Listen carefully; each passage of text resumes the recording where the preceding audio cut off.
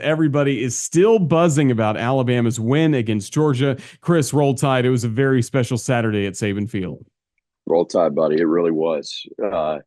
Rarely does something live up to the hype, and I thought this one did with the way Alabama came out of the blocks, ready to go, took care of business early. Georgia played like Georgia in the second half, but Alabama's ability to continue to fight and stay in it, and then just like that, take the lead right back again. It was electric. Um, it was exciting. It was nauseating for a moment. I could hear Larry Munson in my ear. There was indeed some nausea rolling through Tuscaloosa for a little while, but thankfully it only lasted about one play and until it had to flip right back and you got to go on defense again. So, uh, special, special event, one that we will not soon forget. And yet, as I said on the broadcast more than once, Roger, and you were right there, maybe only the first of three matchups potentially this year between the two teams. Well, fans watching this show just saw the booth cam highlights from this past week, and they're available, of course, on demand and all of our platforms. Are you okay from Tyler Watts' headset throw? it was it was surprising. And what's so funny, this, the most mild mannered guy, and then all of a sudden he wasn't, and you can see on the booth cam me put the hand up. He thought I was going to high five him. I was just like, simmer down now, simmer down.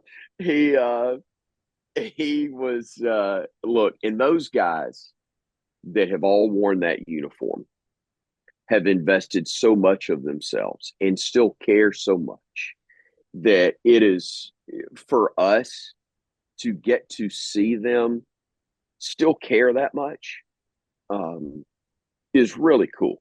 It really is. And just I know Tyler. We haven't even discussed it, but I know him well enough to know it was the emotion, the excitement of the moment. As a guy who cares very much about being a great teammate and broadcaster, he is probably a little ticked at himself for talking over the call because we've discussed that from a radio standpoint that we as play-by-play guys aren't aren't more important than color guy, sideline reporter, broadcast host.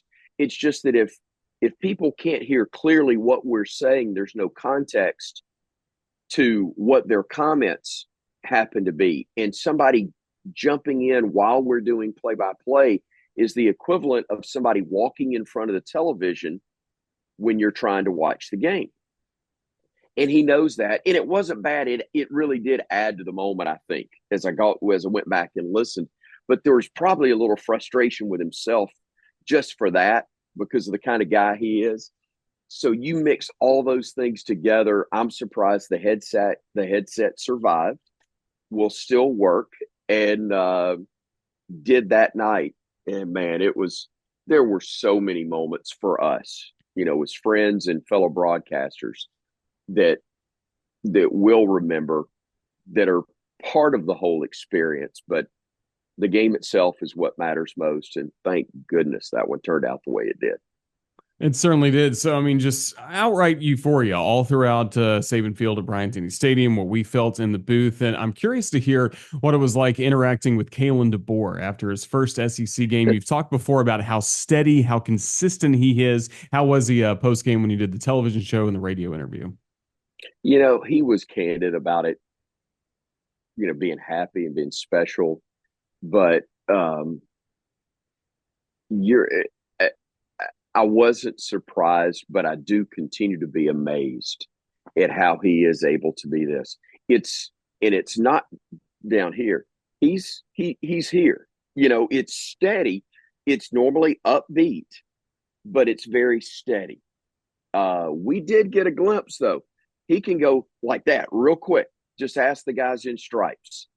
And he was speaking for all of us, even though he was speaking, if we read lips correctly, far more politely than most of us would have. in that situation. He simply said, "Are you kidding me?" a couple of times, where there would have probably been some other words between "are you" and "kidding me" from others if we had had the ear of the official at that time. He kept it probably rated G rather than PG even. So it was interesting. It was fun, frankly, for me to see him just explode. Sorry, had to, because it meant a call went against us, or a couple of them had. That when you go back and look, here's why I think there was so much emotion. It was probably 30-7 when a non-pass interference, when a pass interference call could have been made and wasn't. And I know there's a million calls that can be made in the game, but I'm saying why the emotion is what it is. You have too much respect for Georgia to think that game is over when it's 30-7 or when it's 28-0 or whatever time it happened to come. And you've got to continue to keep scoring, continue to have momentum, continue to make plays, first downs, all of those things. And when a call is made or not made that either extends a drive for Georgia or doesn't allow your drive to continue, there's frustration because you're going to need that. And that's how it turned out to be. I mean, that's a one possession back and forth game that if you get one of those calls earlier, it may not get to that point. It might be a blowout.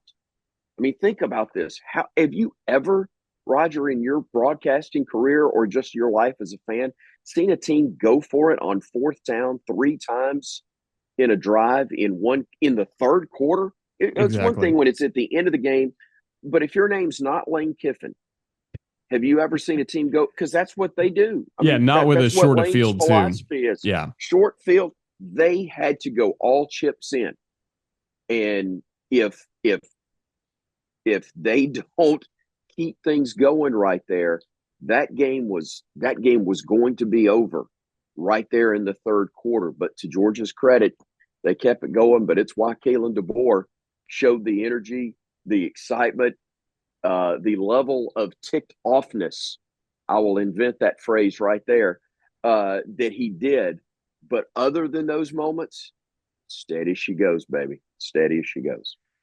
Well, it's really needed right now for the Crimson Tide. You even mentioned this in your pregame interview with Coach DeBoer. Leaving the Georgia game behind and moving on to what's coming up Saturday in Nashville against the Vanderbilt Commodores. It will be a challenge for the Crimson Tide to get that refocused this week. But the good news is, Chris, a lot of it already started on Sunday right after the ball game when they got back to the practice field.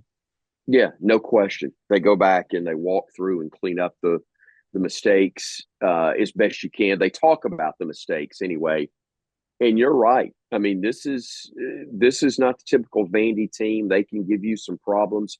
At a minimum, make you look bad if you don't play well. At worst, pull the stunner of the year and one of the biggest wins in Vandy history if they were to actually pull off the upset in this thing. And they are talented enough, capable enough, well coached enough. Clark Lee's done a really good job with them.